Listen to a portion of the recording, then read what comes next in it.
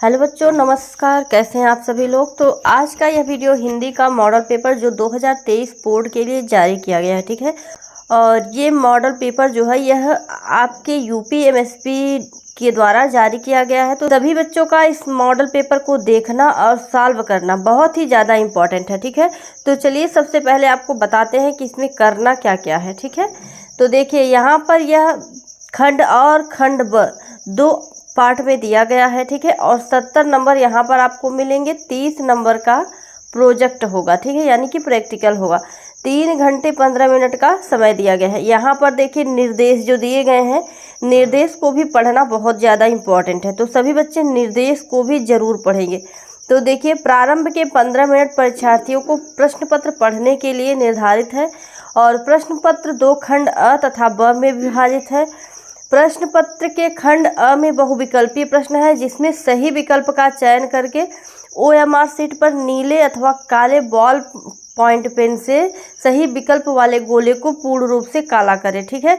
तो आपको एक OMR शीट मिलेगी, उसी में आपको काले बॉल पॉइंट पेन से गोला बना रहेगा, उसी में आपको काला करना रहेगा, ठीक है।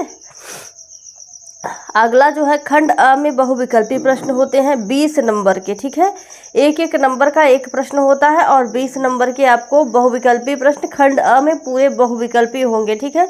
और उसी के लिए आपको OMR शीट मिलेगी। 20 प्रश्न के लिए OMR शीट मिलेगी। और प्रश्न पत्र के खंड अ के प्रश्नों को हल करने के लिए 1 घंटा दिया जाएगा। और उसके बाद खंड ब को हल करने के लिए आपको 2 घंटे दिए जाएंगे, ठीक है। प्रश्न पत्र के सम्मुख उनके निर्धारित अंक दिए गए हैं। और आपको कहीं भी कोई दिक्कत लगेगी तो कमेंट जरूर करिएगा, ठीक है। मैं सारी दिक्कतें आपकी सॉल्व करूँगी। आगे देखिए बहुविकल्पी प्रश्न खंड, यहाँ पर देखिए एक नंबर के सारे प्रश्न हैं। 20 प्रश्न आपको यहाँ पर मिलेंगे, तो सारे सॉल्व कराऊंगी। आपको ऐसे बोर्ड पेपर में सॉल्व करना होगा, ठीक है। तो यहाँ पर देखिए पहला प्रश्न क्या है, बाबू गुलाब राय किस युग के लेखक थे। तो यहाँ पर भारतेंद्र युग दिया है, द्विवेदी युग, शुक्ल युग, शुक्लांतर युग। तो कौन से युग के लेखक थे बाबू गुलाब राय, तो शुक्ल युग के थे, ठीक है। कौन से युग के, शुक्ल युग के। आगे देखिए चिंतामणि किस विधा की रचना है।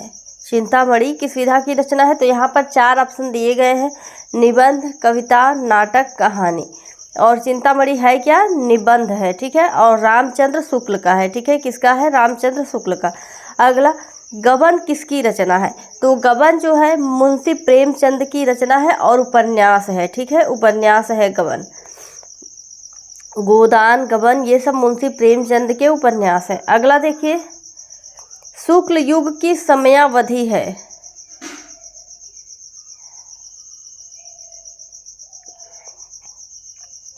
अगला जो है शुक्ल युग की समयावधि है। तो शुक्ल युग की समयावधि क्या है, यहाँ पर कई ऑप्शन दिए गए हैं। यहाँ पर कौन सा सही है, तो शुक्ल युग की जो समय अवधि है वह 1919 से 1938 तक की है, ठीक है। अगला नीड़ का निर्माण, ठीक है। नीड़ का निर्माण फिर किस विधा की रचना है, ठीक है। और एक बात मैं आपको बता दूं, सारे प्रश्न मैं आपको कराऊंगी, ठीक है। जो आपके बोर्ड पेपर 2023 में पूछे जाने वाले हैं, सारे इंपॉर्टेंट क्वेश्चन मैं आपको कराऊंगी, जिसको आप लोगों को अच्छे से नोट्स में नोट कर लेना है, ठीक है। पेपर में आपको यानी कि जनवरी महीने में आपको सिर्फ वही नोट्स पढ़ना है, आगे कुछ भी नहीं पढ़ना है, ठीक है। तो नीड़ का निर्माण फिर किस विधा की रचना है, तो यह जो है आत्मकथा है, हरिवंश राय बच्चन की आत्मकथा है। आगे देखेंगे प्रिय प्रवास किस युग की रचना है, तो प्रिय प्रवास यहाँ पर 4 ऑप्शन दिए गए हैं, द्विवेदी युग, भारतेंद्र युग, छायावादी युग और प्रगतिवादी युग। तो प्रिय प्रवास कब की रचना है, यह द्विवेदी युग की रचना है, ठीक है। और अयोध्या सिंह उपाध्याय हरिऔध के द्वारा रची गई है, ठीक है। इसको भी नोट कर लीजिएगा। अगला मधुशाला किसकी रचना है, मधुशाला हरिवंश राय बच्चन की रचना है, ठीक है। अगला क्वेश्चन भारत भारती किसकी रचना है। ये सारे मैं आप लोगों को दे चुकी हूँ, ठीक है। आगे भी आप लोगों को दूंगी, क्योंकि जो बच्चा वीडियो नहीं पाया है, वैसे भी आप लोग प्लेलिस्ट में जाएंगे तो आप लोगों को सारी चीज़ें मिलेंगी, ठीक है। तो भारत भारती किसकी रचना है, तो भारत भारती जो है मैथिली शरण गुप्त की रचना है, ठीक है। मैथिली शरण गुप्त की रचना है। आगे देखिए आधुनिक काल कब से कब तक है? तो ये जो है 1843 से अब तक है, ठीक है। अगला देखिए, मतीराम किस युग के कवि हैं? तो मैंने आप लोगों को पढ़ाया था मतीराम किस युग के कवि हैं, आधुनिक काल के या फिर आदिकाल के, भक्ति काल के, रीति काल के। कौन से युग के कवि मतीराम हैं? तो मतीराम जो है रीति काल के कवि हैं, ठीक है। मैंने आप लोगों को बताया था, जहाँ पर आधुनिक काल और रीति काल मैंने पढ़ाया है वहाँ पर मैंने आपको बताया था। चलिए आगे देखते हैं। आगे देखिए, इसमें 20 ऑप्शन में रस आपका और अलंकार, छंद, ये सब दे दिए गए हैं। तो यहाँ पर देखिए 11वां प्रश्न, हास्य रस का अस्थाई भाव। आपको हास्य रस, करुण रस दोनों पढ़ना है, ठीक है। हास्य रस का अस्थाई भाव क्या है? शोक हो गया आपका करुण रस का, रति हो गया श्रृंगार रस का, ठीक है। ऐसे ही सभी है। हास आपका हास्य रस का हो गया, ठीक है। अगला अलंकार से है, सोहत ओढ़े पीत पट, श्याम सलोने गात मनो, नील मन शैल पर आतप पर्यो प्रकाश, ठीक है। तो उपरोक्त पंक्तियों में कौन सा अलंकार है? तो उपरोक्त पंक्तियों में जो है उत्प्रेक्षा अलंकार है, ठीक है। उत्प्रेक्षा अलंकार है, ठीक है। आगे देखिए, रोला छंद। रोला छंद में कुल कितने चरण होते हैं? तो रोला छंद में 4 चरण होते हैं, ठीक है। 4 चरण होते हैं रोला छंद में। आप लोगों को थोड़ा डेप्थ में जाना पड़ेगा क्योंकि ऑप्शनली क्वेश्चन पूछा जा रहा है, तो इसलिए अंदर से थोड़ा सा क्वेश्चन निकालना पड़ेगा, ठीक है, जो मैं आप लोगों को करा दूंगी। अगला देखिए, आकर्षण शब्द में किस उपसर्ग का प्रयोग किया गया है? तो आकर्षण शब्द में आ का प्रयोग किया गया है, ठीक है। प्रत्यय में कितने भेद हैं? प्रत्यय के कितने भेद हैं? तो 2 भेद हैं, प्रत्यय के 2 भेद हैं, ठीक है। आगे का देखिए, पीताम्बर में कौन सा अलंकार है? पीताम्बर में कौन सा अलंकार है? तो यहाँ पर बहुव्रीहि होगा, ठीक है, बहुव्रीहि अलंकार है। अभी देखिए इसका कुछ अलग ही है। देखिए सिलेबस में ये सब दिए नहीं गए हैं और ये सिलेबस से बाहर है, यानी कि आपके सिलेबस में क्या है? द्विगु समास, ठीक है। सिलेबस जो आप लोगों का कंफर्म किया गया था उसमें तो द्विगु समास है और यहाँ पर बहुव्रीहि दिया हुआ है, कर्मधारय दे दिया है। तो इसके लिए थोड़ा सा मुझे डाउट हो रहा है, लेकिन मैं आप लोगों को क्लियर करके बता दूंगी। आंसू का तत्सम रूप है। तो आंसू का तत्सम रूप है, आंसू जो है वह तद्भव शब्द है, तत्सम आपको निकालना है, ठीक है। तो जो तद्भव होता है वो हिंदी का रूप होता है और तत्सम संस्कृत में आता है, ठीक है। तो आंसू का अश्रु होगा, ठीक है। चलिए अगला क्वेश्चन देखेंगे। यण संधि का सूत्र है, यण संधि का सूत्र है। तो यहाँ पर यण संधि का सूत्र जो है इको यणचि है, ठीक है, इको यणचि। अगला क्वेश्चन, फलस्य शब्द का वचन एवं विभक्ति है। तो फलस्य शब्द का जो है वचन यहाँ पर षष्ठी विभक्ति है और एक वचन है, ठीक है, षष्ठी विभक्ति एक वचन।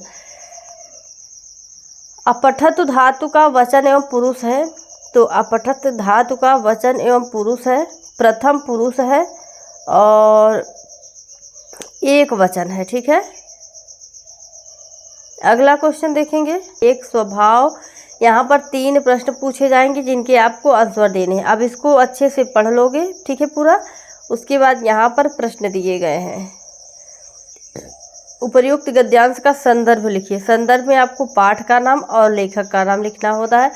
तो ये आपका मित्रता पाठ से है, ठीक है, मित्रता, और आचार्य रामचंद्र शुक्ल ने लिखा हुआ है, ठीक है, आचार्य रामचंद्र शुक्ल ने लिखा हुआ है, ठीक है। ये क्लियर हुआ। चलिए आगे का देखिए, गद्यांश के रेखांकित अंश की व्याख्या कीजिए। तो रेखांकित अंश जहाँ पर रेखा खींची हुई है, आप देख रहे हैं यहाँ से यहाँ तक, इसका आपको व्याख्या करना है, ठीक है। बस डालना है रेखांकित अंश की व्याख्या, उसके बाद यहाँ से यहाँ तक की व्याख्या कर देना है। आगे का चलिए देखिए, तीसरा प्रश्न है, लेखक के अनुसार समाज में विभिन्नता देखकर लोग एक दूसरे की ओर क्यों आकर्षित होते हैं। तो यहाँ पर अगर जिसको नहीं आता है, याद नहीं है, तो यहाँ पर आप इस तरह से भी लिख सकते हैं। समाज में विभिन्नता देखकर लोग एक दूसरे की ओर आकर्षित होते हैं। क्यों? सोचते हैं कि जो गुण हमें नहीं है, हम चाहते हैं कि कोई ऐसा मित्र मिले जिसमें वे गुण हो। ठीक है, तो इसको थोड़ा सा अपने वाक्य में बनाकर इसको लिखिएगा। ठीक है, आगे चलिए।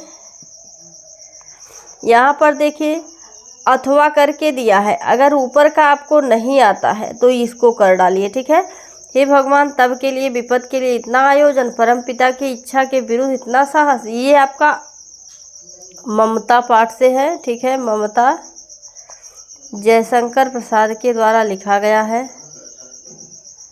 ठीक है, और यहाँ पर देखेंगे पूरा वही है, गद्य संदर्भ में लिखना है।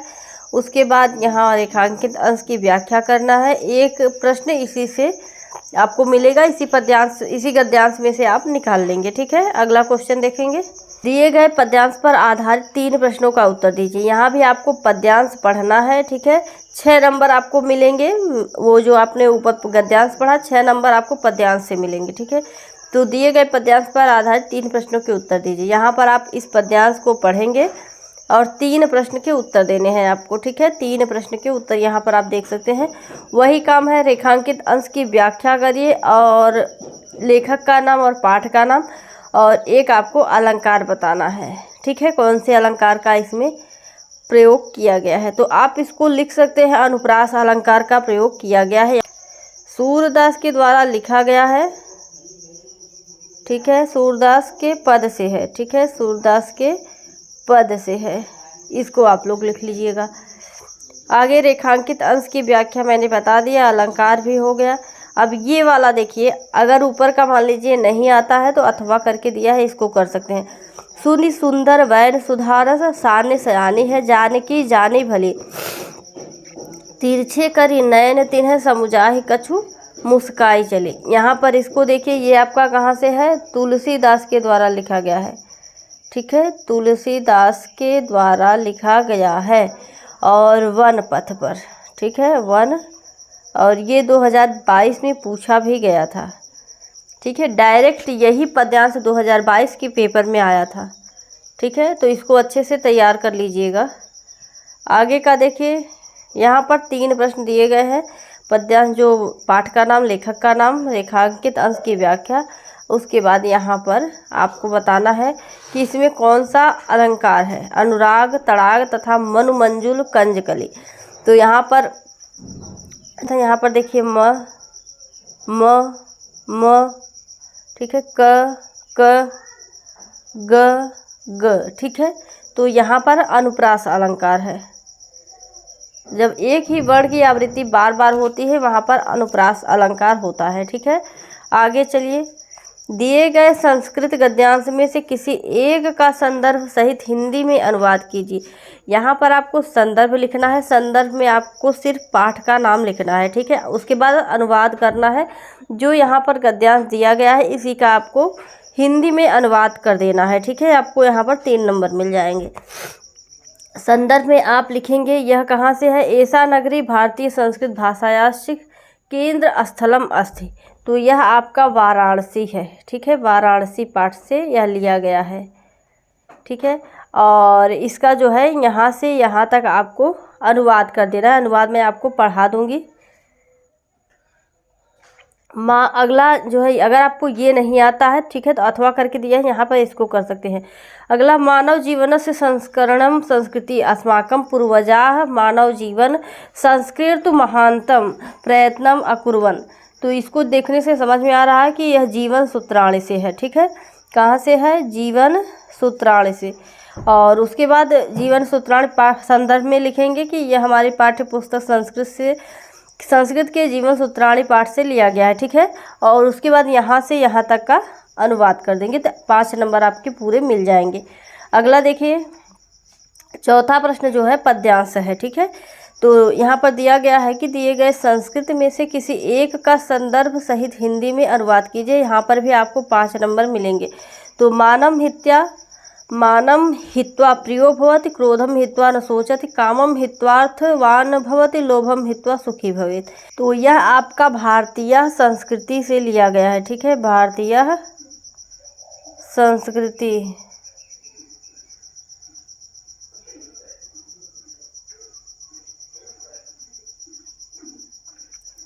और अगला आपका इसको भारतीय संस्कृति लिखने के बाद इसका अनुवाद कर देना है। और दूसरा जो है आपका सर्वे भवन्तु सुखिनः सर्वे सन्तु निरामयाः सर्वे भद्राणि पश्यन्तु माँ कश्चित् दुःख भाग् भवेत्। यह आपका कहाँ से लिया गया है? यह आपका जीवन सूत्राणि से लिया गया है। ठीक है, जीवन सूत्राणि से। ठीक है, यह श्लोक जीवन सूत्राणि से है। तो यहाँ पर आप देखिए ये जो है यह भी जीवन सूत्राणि से है, यह भी जीवन सूत्राणि से है। ठीक है, अपने पठित अगला जो प्रश्न है, अपने पठित खंड काव्य के आधार पर निम्नलिखित प्रश्नों के उत्तर दीजिए। ठीक है, किसी एक प्रश्न का उत्तर दीजिए। तो इसमें आपको क्या करना है, 3 नंबर मिलेगा। ठीक है, आपको सिर्फ 3 नंबर मिलेगा। तो यहाँ पर जैसे आपके जिला में जो खंड काव्य होगा उसको आपको करना है। यहाँ पर जैसे मुक्ति दूत आपके जिला में है मान लीजिए, तो दोनों प्रश्नों के आपको उत्तर देने हैं। ठीक है, यहाँ पर जितने भी दिए गए हैं सभी में से एक का उत्तर आपको देना है। ठीक है, एक खंड काव्य का उत्तर देना है, लेकिन प्रश्न दोनों के देने हैं। ठीक है, चलिए अगला क्वेश्चन देखेंगे। और आप देख सकते हैं कितने खंड काव्य होते हैं, तो आप अपने जिला के अनुसार देख लीजिएगा। उसके बाद यहाँ पर देखेंगे दिए गए लेखकों में से किसी एक का जीवन परिचय लिखते हुए उनकी एक प्रमुख रचना का उल्लेख कीजिए। जीवन परिचय के लिए आपको 5 नंबर मिलेंगे। पहले 3 नंबर मिलते थे, लेकिन अभी बढ़ाकर 5 कर दिया गया है। ठीक है, और यहाँ पर 3 लेखकों का जीवन परिचय दिया गया है, लेकिन आपको एक लेखक का जीवन परिचय करना है। ठीक है, तो सभी इम्पॉर्टेंट हैं, आप याद कर लीजिएगा। दिए गए कवियों में से किसी एक का जीवन परिचय देते हुए उनकी एक प्रमुख रचना का उल्लेख कीजिए। तो यहाँ पर कवि दिए गए हैं। ठीक है, 3 कवि दिए गए हैं, इनमें से एक का आपको लिखना है जीवन परिचय और उसके बाद एक रचना का उल्लेख करना है। ठीक है, यानी कि उल्लेख यानी नाम लिखना है। ठीक है, उल्लेख से घबराइएगा नहीं कि व्याख्या करना है, ये करना है। उल्लेख यानी नाम लिखना है। अगला 7वां प्रश्न देखिए, अपनी पाठ्य पुस्तक में से कंठस्थ कोई एक श्लोक लिखिए जो इस प्रश्न पत्र में न आया हो।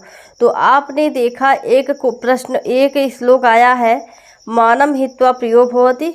ठीक है, और दूसरा प्रश्न आया है सर्वे भवन्तु सुखिनः। ये दोनों श्लोक नहीं लिखना, इसीलिए आपको 3 श्लोक याद करना होगा। ठीक है, श्लोक 2 लाइन का है, तो 3 श्लोक याद कर लीजिए। जो इस प्रश्न पत्र में नहीं आया रहेगा उसी को आप लिख देंगे। अगर आपने 2 श्लोक याद किया, मान लीजिए कि 2 श्लोक आपने याद किया, दोनों आपके प्रश्न पत्र में आ गया, फिर दिक्कत हो जाएगी। ठीक है, इसलिए आप 3 श्लोक याद करो। 2 मान लीजिए कि आ गया पेपर में, तो एक आपके पास ऑप्शन रहेगा लिखने के लिए। ठीक है, यहाँ पर भी आपको 2 नंबर मिल रहे हैं। आगे 8वां प्रश्न, निम्नलिखित में से किन्हीं 2 प्रश्नों का उत्तर संस्कृत में दीजिए। तो यहाँ आपके हर पाठ का जो अनिवार्य संस्कृत है उसमें हर पाठ के क्वेश्चन से प्रश्न उत्तर पूछे जाते हैं, जिनमें से आपके 2 प्रश्न के आंसर आपको देने हैं। 4 प्रश्न दिए गए हैं, लेकिन चारों में से जिनको नहीं पता है सभी कर देते हैं, तो चारों में से 2 का ही उत्तर आपको देना है। ठीक है, यहाँ पर देख सकते हैं। ठीक है, 2 नंबर मिलेगा, 4 नंबर यहाँ से आपको मिलेगा। ठीक है, और लास्ट जो क्वेश्चन है 9वां, निम्नलिखित में से किसी एक विषय पर निबंध लिखिए। तो यहाँ पर आपको 4 ऑप्शन दिए रहेंगे, आपको किसी एक विषय पर निबंध लिखना है। और मैं आपको बता दूं, जैसे पर्यावरण संरक्षण के उपाय पर, तो पर्यावरण से बहुत सारे निबंध होते हैं। ठीक है, ऑप्शन होता है, जैसा कि मैं आपको वीडियो आज देने वाली हूँ। ठीक है, आपको बता दूंगी कैसे आपको करना है। ठीक है, इसको देख लीजिएगा। और उसके बाद आतंकवाद का भी थोड़ा सा पढ़ लीजिएगा। और इम्पॉर्टेंट 2-3 निबंध मैं बता दूंगी जिसको आप लोग तैयार कर लीजिएगा, आपके बोर्ड 2023 में वह ज़रूर पूछा जाएगा। ठीक है, तो चलिए आशा करती हूँ कि सारी चीज़ें आपको समझ में आई होंगी। और जो चीज़ आपको समझ में नहीं आए हैं कमेंट करेंगे तो नेक्स्ट वीडियो में मैं आप लोगों को वो चीज़ क्लियर कर दूँगी। ठीक है, तो चलिए, और आप लोग अच्छे से तैयारी कीजिए। ठीक है, आप लोगों का आप देख रहे हैं सिलेबस भी कम कर दिया गया है, प्रश्न भी कम कर दिया गया है। तो 9 प्रश्न, जहाँ पर आपके 13-14 प्रश्न पूछे जाते थे वहाँ पर 9 प्रश्न हो गए हैं। ठीक है, तो आप लोग अच्छे से तैयारी करो, अच्छा नंबर लाओ, ताकि आपके मम्मी पापा भी खुश हो और टीचर्स भी खुश हो और आप सभी भी खुश हो। चलिए मिलते हैं नेक्स्ट वीडियो में, धन्यवाद।